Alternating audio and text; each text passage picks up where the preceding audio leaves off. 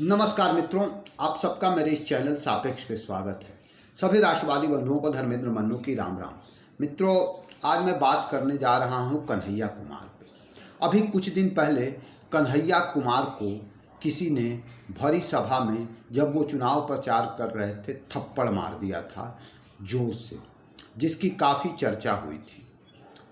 अब मैं आज इसी बात पे डिस्कशन कर रहा हूँ कि आखिर कन्हैया कुमार जी को थप्पड़ क्यों मारा गया, और इसके पहले भी कन्हैया कुमार थप्पड़ खा चुके हैं। और कुछ ही नेता इस देश में भी और दुनिया में भी कुछ ही लोग होते हैं जिन्हें जनता इतना जिनसे गुस्सा होती है कि वो थप्पड़ भी मार देती है। वह मौका पड़ने पर और मौके ढूंढते रहती है थप्पड़ मारने के। तो इसके पीछे के कारणों को जरा तलाश करते हैं कि आखिर ये कारण क्या है, क्यों कन्हैया कुमार को थप्पड़ मारा गया। ये इसके अलावा केजरीवाल जी हैं, केजरीवाल जी भी एक ऐसे लीडर हैं जिनको कई कई बार लोगों ने थप्पड़ मारा। तो आखिर ये मतलब नेता से इतनी घृणा क्यों हो जाती है एक आदमी को कि वो नेता पर थप्पड़ मारता है, को थप्पड़ मार देता है या जूते चला देता है। ये सब सारी चीज़ें क्यों करता है एक आम आदमी, जबकि इसका रिजल्ट उसे जेल जाकर पुलिस की पिटाई, कार्यकर्ताओं की पिटाई तक से चुकाना पड़ेगा। तो पहले तो हम कन्हैया कुमार के चरित्र को देखते हैं, समझते हैं। कन्हैया कुमार असल में कांग्रेसी नहीं है। कांग्रेस में अभी कुछ दिन पहले वो एंट्री उन्होंने की है और वो अभी दिल्ली के उत्तर पूर्वी दिल्ली से कांग्रेस के तरफ से उम्मीदवार हैं लोकसभा चुनाव में। उनके खिलाफ लड़ रहे हैं मनोज तिवारी। दोनों ही बिहार से आते हैं और उधर बिहारी लोगों की संख्या, बिहार यूपी के लोगों की पूर्वोत्तर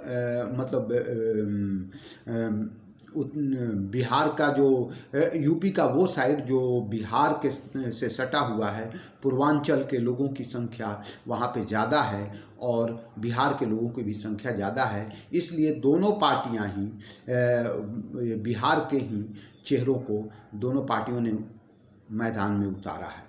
लेकिन कन्हैया कुमार जो हैं ये कांग्रेस के नहीं हैं। ये इसके पहले जो उन्होंने चुनाव लड़ा था वो इन्होंने बेगूसराय, बिहार में ही बेगूसराय से चुनाव लड़ा था और ये वहाँ से कम्युनिस्ट पार्टी के तरफ से ये चुनाव लड़ा था उन्होंने, और पूरे 4.5 लाख वोटों से करीब करीब ये चुनाव हारे थे। आखिर ये 4.5 लाख वोटों से चुनाव क्यों हारना? वहाँ पे भी कन्हैया कुमार पीटते पीटते बचे थे, क्योंकि वो उनका पैतृक गांव है। और लेकिन वो इंसान जो वहाँ से पैदा हुआ है, वहीं पे बड़ा बढ़ा है, वो मातृभूमि से चुनाव 4.5 लाख वोटों से हार जाता है, तो लोगों की उनके प्रति घृणा को कि पारा को समझ सकता है कोई भी इंसान। आखिर इतनी घृणा क्यों थी वहाँ के लोग, जबकि गिरिराज सिंह बेगूसराय के नहीं हैं। वो बेगूसराय में कहीं दूसरी जगह से आकर चुनाव लड़ा उन्होंने पार्टी के टिकट मिलने पर।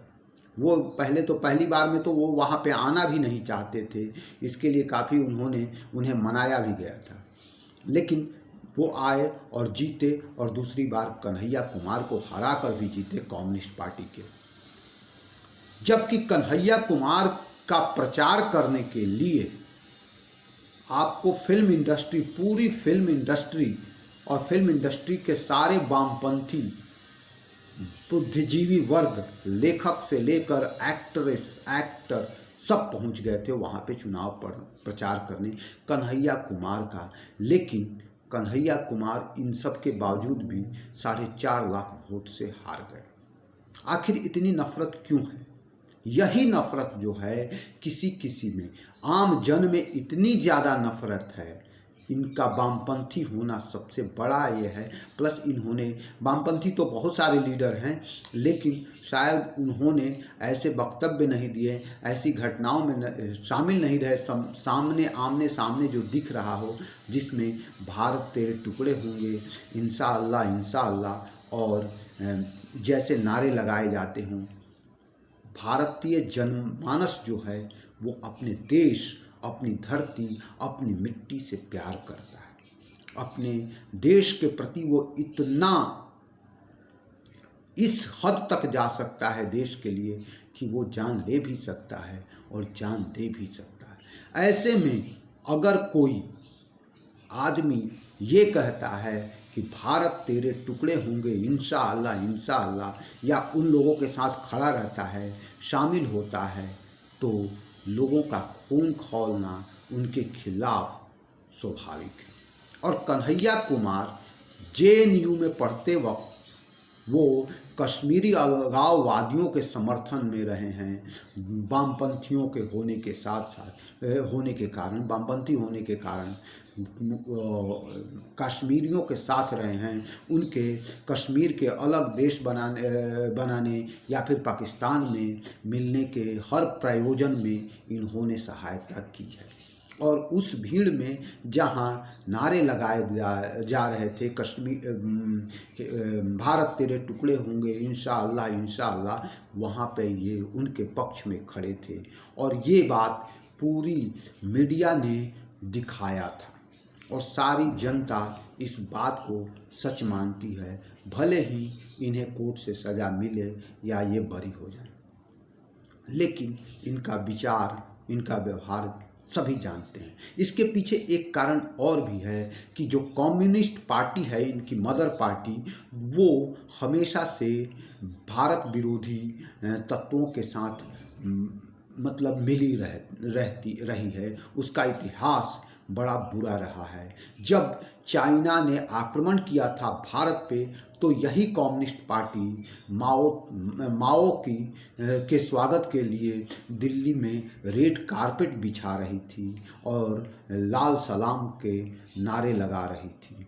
तब से देश के लोगों में कम्युनिस्टों के प्रति एक नफरत का भाव है, क्योंकि इनके लीडर, इनके विचारधारा सब बाहर से आयातित हैं, न कि इस देश से इनका कोई संबंध।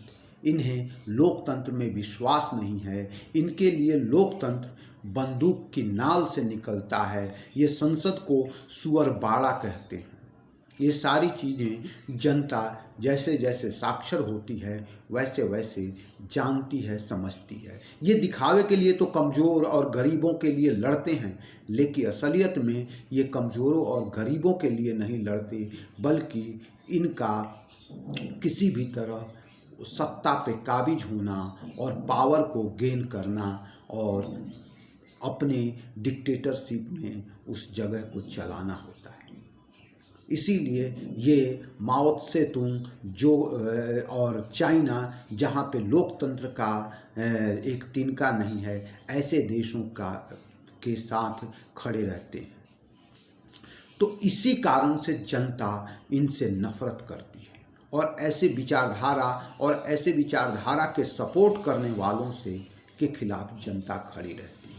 लेकिन चूँकि अगर ये देखा जाए तो वामपंथ एक विचारधारा है, इसमें किसी एक आदमी, कई लीडर्स हैं इसके, जो कि अब यहाँ के लिए इन लोगों ने तत्कालिक रूप से सामने दिखावटी रूप से लोकतंत्र में ये लोग मिक्स हो गए हैं, चुनाव लड़ते हैं, लेकिन अंदर ही अंदर इनके अंदर कोई डेमोक्रेसी नाम की चीज़ नहीं होती है और ये डेमोक्रेसी को मानते नहीं हैं।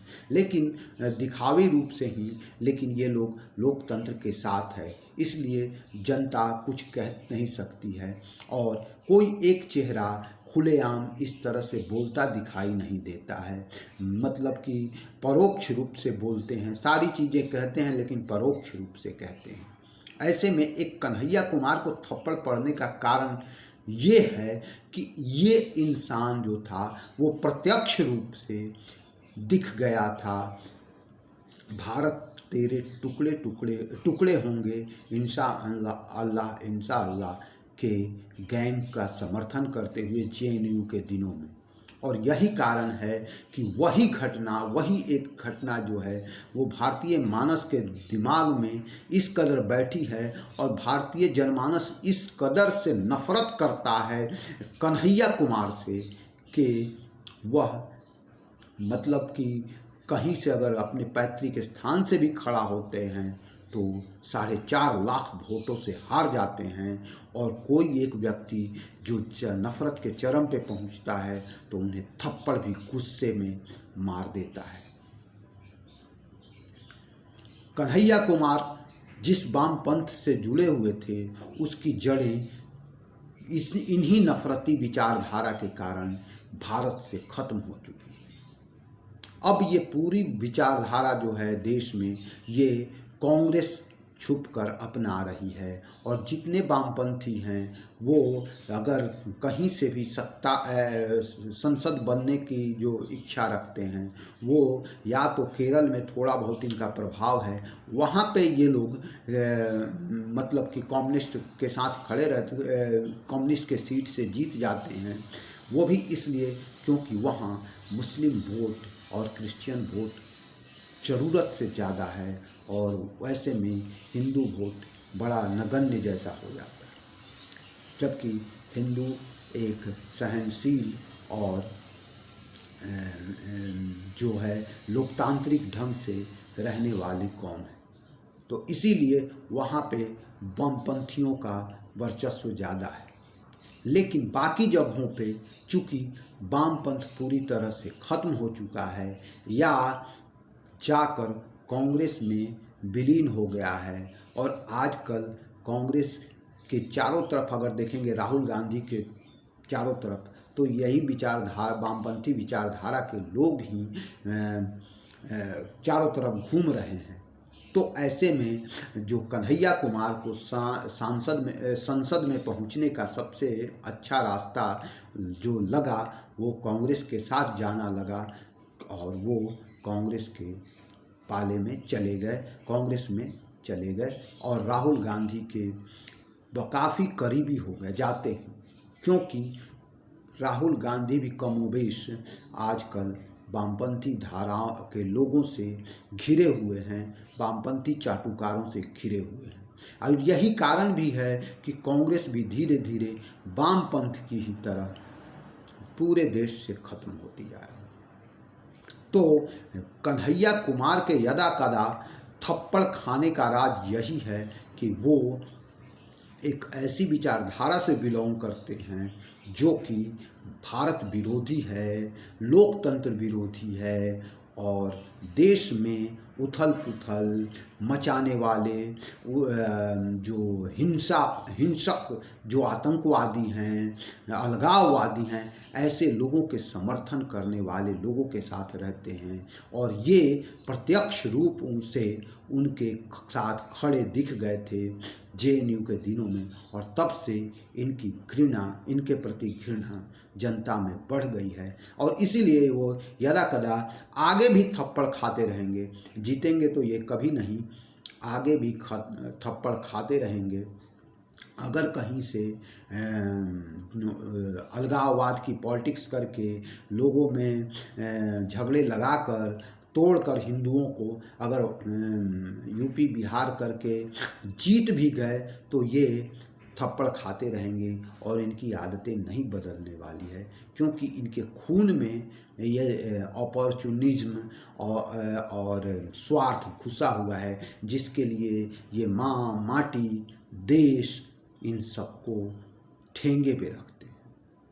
तो यही कारण है इनके थप्पड़ खाने का।